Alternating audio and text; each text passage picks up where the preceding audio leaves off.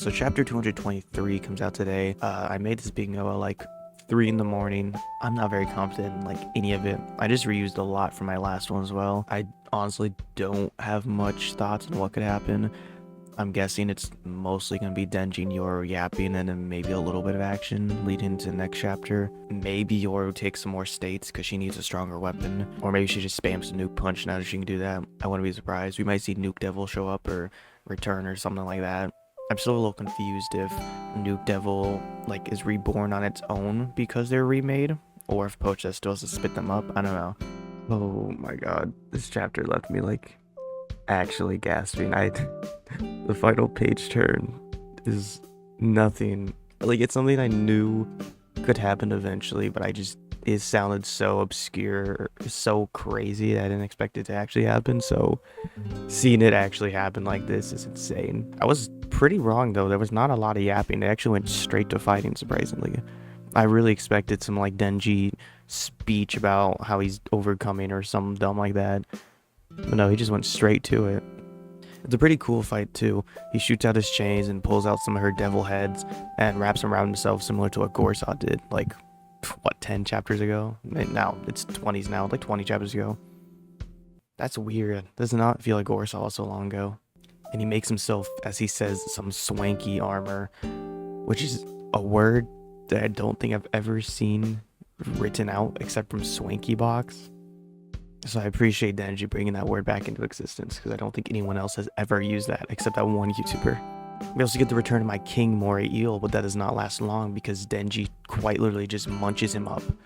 I can defend a lot that Denji does. I cannot defend this. I guess we do kind of get a Denji yap. Yoru starts talking about how she was playing fair and having fun, which I don't know how fair I would consider her, but you know, it's each to their own. And he's like, yeah, I get it. I've also seen my friends die. I know how you feel. But instead of lamenting in her despair like Denji does, she summons the moon. Yeah. I really like these expressions from Yoru later on. She just looks totally fucking fed up. I really need to look at Yoru's progression because I feel like I really ignore her, I guess. Not really. I usually just see her and Asa developing together, but I think I need to put more focus on Yoru in particular. I think one, just off the top of my head, is how she goes from pretty composed, other than whenever she gets like her intelligence or knowledge like made fun of. She gets called stupid and she throws a little fit, but besides that, she's pretty composed. But late part 2, she's just like violently loud. Like, she's always yelling and stuff.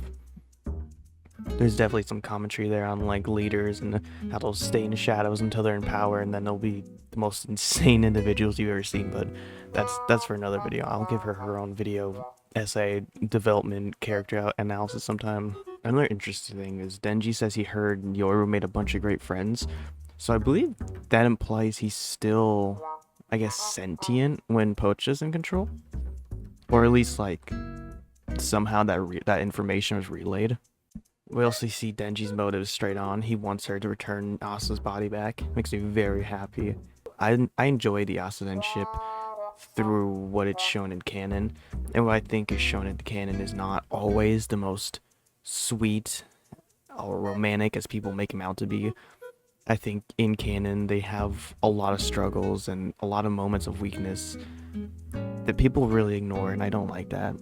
I think people don't focus on what really happens and more focus on headcanon or what they see or what they want or what they see in fan art or what they actually want, you know, in their own partner, which is fine. That's just not how I enjoy ships. So seeing Denji actually take the reins and focus on Asa herself it makes me happy, because I feel like a lot of Asaden has not really been him caring.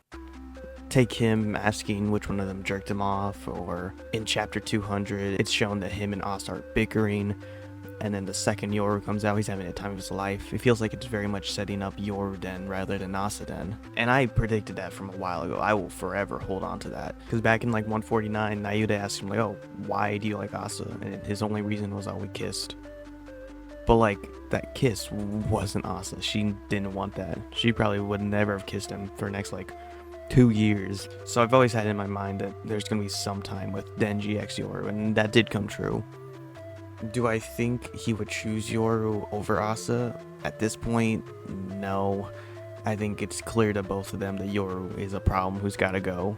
But I would like to see a little bit more debriefing between them. I feel like there's a lot that needs to happen between them to really salvage what has happened. I'm curious. I'm going to assume, since Denji is taking over his body, I'm going to assume...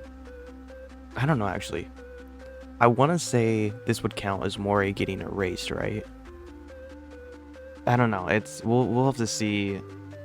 I doubt we're ever going to get, like, much explanation of it. But I'm going to assume Poach's powers are still available, maybe? Possibly? Question markly? If so, then Denji just erased Moray eels from existence for the fun of it, which, you know what? Sure. I do wonder, how would that affect, like... Okay, this might sound stupid, but imagine, like, Moray eels are erased, right? And you look at, like, Mario 64, where there's that one Moray eel. Would that eel be erased? Or would it still be there and we just have no clue what that is? Because if so, that's, like, genuinely terrifying. I do really like Poachta, or I keep calling him Poachta because he looks like him. I do really like Denji doing the whole cover bodies and someone else's loved ones.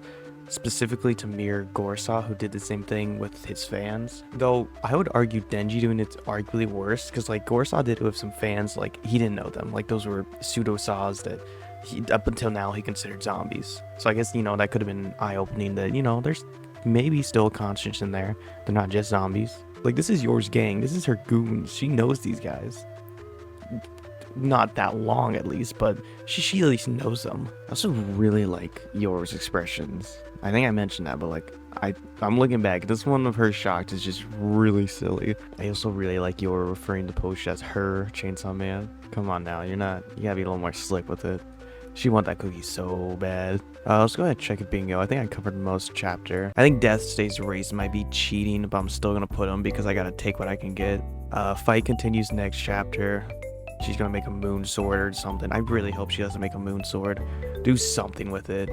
Make, like, moon boxing gloves or something. I don't know. Just do something. Don't just do sword. My next bingo is just gonna be make a prediction of, like, every weapon she could make with it. We got Denji versus Yoru.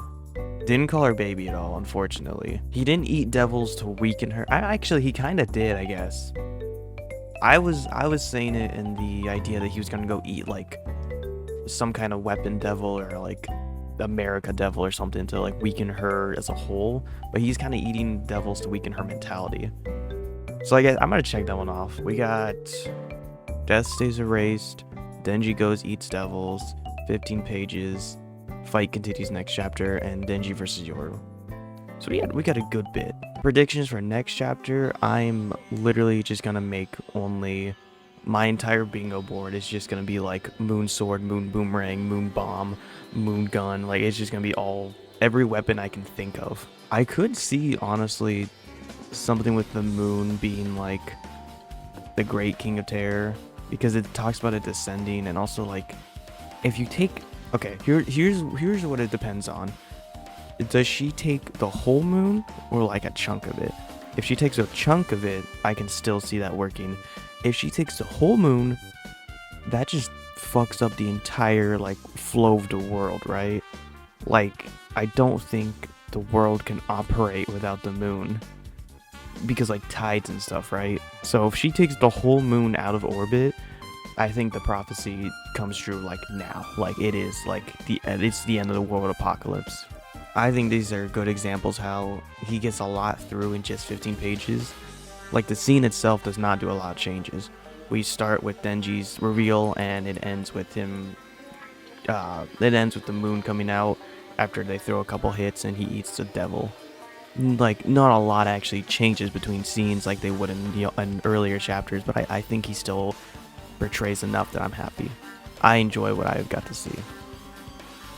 I mean, maybe I'm in the minority for that. I know a lot of people hate the shorter chapters, but I personally am quite content.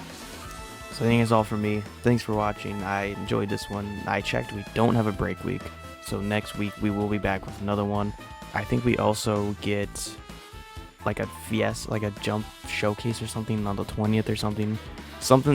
I think sometime this week or next week, there's like a jump fiesta where they'll show off like new stuff for new anime. I don't know. I'm pretty sure. So I might make like a shorts on that or something. I'm not gonna make a whole video, but I'll make a shorts maybe. Good chapter. Thanks for watching. Bye, I guess.